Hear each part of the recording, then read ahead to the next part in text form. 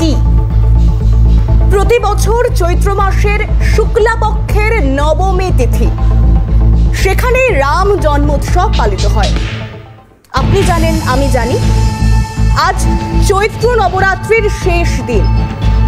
এই দিনে দেবী সিদ্ধিদাত্রী মা দুর্গার নবম শক্তিকে ভগবান রামের সঙ্গে পুজো করা হয়। জ্যোতিষশাস্ত্র তার গ্রহগত অবস্থান বলছে সর্বার্থ সিদ্ধি, অমৃত সিদ্ধি এবং গুরু পুষ্য যোগ, আর তার সঙ্গে রবি যোগের সমন্বয় গঠিত হচ্ছে এই রাম নবমীতে।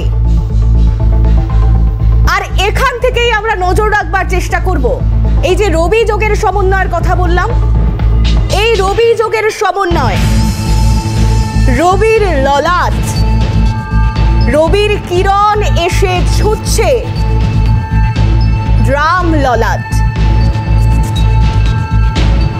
কেন বলছি সেই ছবিটাও একবার আপনাদেরকে দেখানোর চেষ্টা করব, এবং যে ছবির দিকে আমাদের নজর থাকবে, অর্থাৎ একের পর এক ঘটনা, আর সেই ঘটনার সেই ছবি এই মুহূর্তে আপনাদেরকে দেখাচ্ছি। দেখুন, ঠিক যেমনটা আপনাদেরকে বলছিলাম, রাম নবমীতে, আজ প্রথম রাম নবমী, যেখানে রাম জন্মভূমে রাম লালা অধিষ্ঠিত হওয়ার পর রাম নবমী। আর এই সেই ঐতিহাসিক মাহেন্দ্র খন, যে মাহেন্দ্র খনে সূর্যের নীল আভা, নীল রশ্মি এসে রাম লালার ললাট ছুঁয়েছে।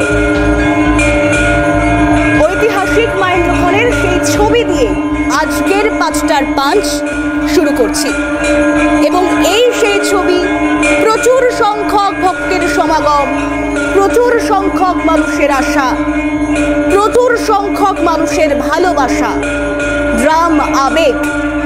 সেই রাম আবেগই আজ উপচে পড়েছিল অযোধ্যায়। কারণ একটাই, রামলালা অধিষ্ঠিত হওয়ার পর রাম জন্মভূমিতে রামলালাকে নিয়েই প্রথম রাম নবমী উদযাপন। এই উদযাপনের ছবিটা শুধুমাত্র অযোধ্যা অর্থাৎ রাম জন্মভূমি সীমাবদ্ধ তেমনটা নয়। রাম জন্মভূমি রামলালার ছবি তো আপনাদের দেখালাম, সকাল থেকে দেখছেন সেই ছবি।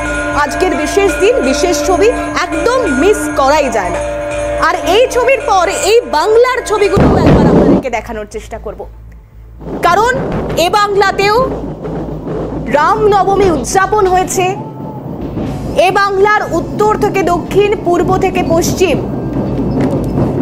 রাম নবমীতে মেতে উঠেছেন সকলেই, 8 থেকে 80 সকল বয়সী মানুষজন। এই রাম মন্দির নির্মাণ থেকে শুরু করে ভোট চর্চা এবং তারই মাঝে ভোট আবহে রাম নবমী উদযাপন, সেই ছবি দেখাচ্ছি আপনাদেরকে দিকে দিকে। এভাবেই রাম নবমী উদযাপিত হলো। আজ সকাল থেকে একের পর এক রঙিন ছবি ক্যামেরা বন্দী হয়েছে এই বাংলার অলি গলি রাজপথ থেকে। সেই ছবি এই মুহূর্তে আপনাদেরকে দেখাচ্ছি। আর এই ছবিগুলোর জায়গা থেকে, অর্থাৎ এই যে গোটা পরিস্থিতি, রাম নবমী উদযাপন, একে দুয়ে মিলেমিশে সব পক্ষ, ঠিক এখান থেকেই এই রামের আবেগ, রামের ভরসা, সেদিকেও আমাদের নজর থাকবে। কেন বলছি? রাম আবেগ, রাম ভরসাকে কাজে লাগিয়েই ভোটের স্বার্থে কোথাও একটা রাম চর্চা করা হচ্ছে। 22শে জানুয়ারি রামলালার মূর্তি প্রতিষ্ঠিত হয়েছিল। তখন থেকেই বিরোধীদের অনেকাংশের মত ছিল রাম মন্দির নিয়ে রাজনীতি করছে বিজেপি।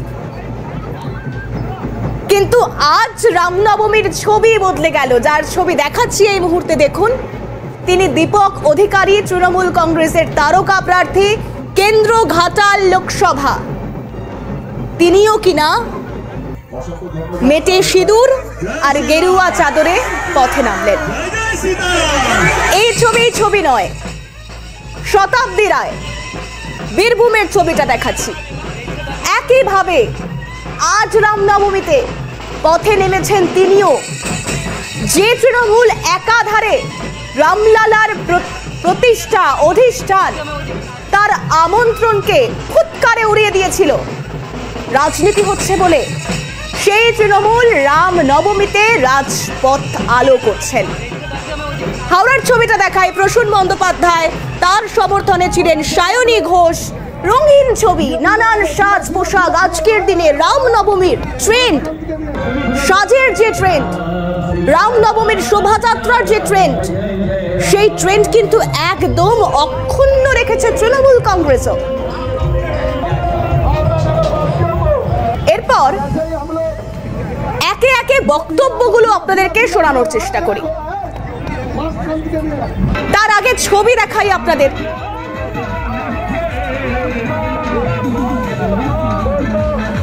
দেব থেকে শুরু করে একদিকে আশিস বন্দ্যোপাধ্যায় ছিলেন, তার সামনে আবার অস্ত্রধারী, অর্থাৎ অস্ত্রধারী রামনবমীর মিছিল।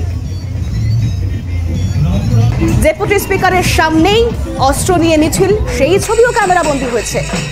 ক্যামেরাবন্দি হয়েছে শতাব্দী রায়ের রামনবমীতে মাঠে নেমে পড়ার ছবি। কিন্তু প্রশ্ন হচ্ছে, যে বিজেপিকে রাজনীতি করতে দেখে তৃণমূল কংগ্রেস, সেই তৃণমূল কংগ্রেস আজ রামনবমীতে কি করলেন আমি বলবো না, বলবেন সায়নী ঘোষ। কি বলছেন শুনুন।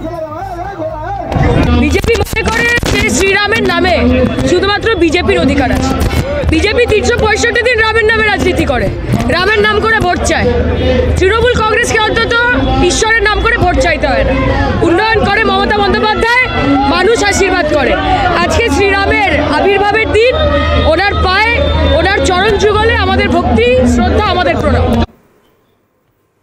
অর্থাৎ কি করে বিজেপি তা স্পষ্ট করলেন সায়নী দেবী।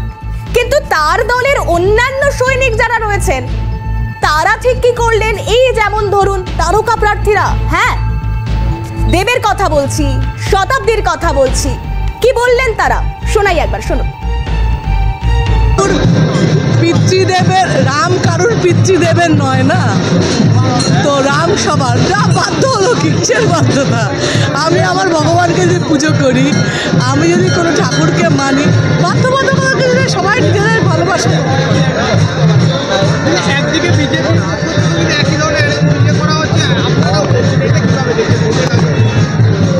আমরা রামকে আমাদের মতন করে দেখছি, ওরা রামকে আমাদের মতন দেখতে। যে যার ঈশ্বর সবার, যে যেভাবে দেখে তা সেভাবে দেখুন। কোনো রুলস নেই যে এইভাবেই দেখতে হবে। এই এতগুলো মানুষের মধ্যে কেউ বাড়িতে পুজো করে, কেউ বাইরে পুজো করে, কেউ পণ্ডিত দিয়ে পুজো করে। যে যেরকমভাবে ঈশ্বরকে ভাবতে পারে, যে যেরকম ঈশ্বর মানতে পারে সেরকম, তার মধ্যে কোনো রুলস নেই। অসংখ্য ধন্যবাদ।